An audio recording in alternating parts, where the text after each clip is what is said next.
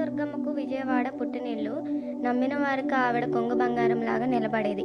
అక్కడ ఆమె చేసిన మహిమలు కోకొల్లలు. ఆవిడ ప్రతిరోజు విజయవాడ నగరం సంచారం చేస్తుంది. దానికి గుర్తుగా ఇప్పటికే ఎందరో ఉపాసకులకి, కొండ మీద రాత్రి నిద్రించే వాళ్ళకి కొందరికి గజ్జెల చప్పుడు వినపడుతుందని అక్కడ అందరూ చెప్పుకుంటారు. 1955లో జరిగిన యథార్థ సంఘటన ఇది. విజయవాడలో వెంకన్న అనే ఒక రిక్షా కార్మికుడు ఉండేవాడు.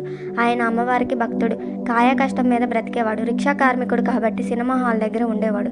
ఎవరైనా వస్తే ఎక్కించుకొని వెళ్ళడానికి. అలా ఉండగా ఒకరోజు రాత్రి ఆట ముగిసే సమయంలో మారుతి టాకీ సినిమా హాల్ దగ్గర ఉండగా ఒకరోజు ఒక పెద్ద ఆవిడ ఎర్రచీర పెద్ద బొట్టు పెట్టుకొని వచ్చి రిక్షా ఎక్కి ఇంద్రకీలాద్రి దగ్గర దింపమని అడుగుతుంది.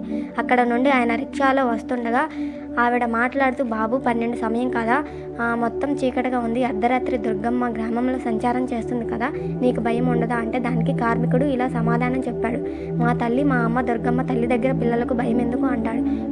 కొంత దూరం మెల్లగా ఇంద్రకీలాద్రి గుడి రాగానే ఆయన ఏ ఇంటికి వెళ్ళాలమ్మా అని అనగా వెనక నుండి సమాధానం లేదు. అదేంటి వెనక నుండి సమాధానం లేదని వెనక్కి తిరిగి చూడగా రిక్షాలో ఆమె లేదు. రిక్షాలో లేదేంటి అని చుట్టుపక్కల చూడగా పక్కనే ఉన్న అమ్మవారి గుడి మెట్లు ఎక్కుతూ కనిపిస్తుంది. అదేమిటమ్మా డబ్బులు ఇవ్వలేదని కార్మికుడు అడగ్గా, నీ తలపాకాలో పెట్టాను చూడు అంటుంది. చూసుకోగా అమ్మవారి గాజు 10 రూపాయలు డబ్బులు ఉన్నాయి. ఆయనకి వెంటనే అర్థమవుతుంది, రిక్షా ఎక్కింది ఎవరో కాదు, అమ్మల కన్నా అమ్మ మా ఇంద్రకీలాద్రి దుర్గమ్మ అని. దాంతో ఒక్కసారిగా వెర్రికేకలు వేయడం మొదలుపెట్టాడు.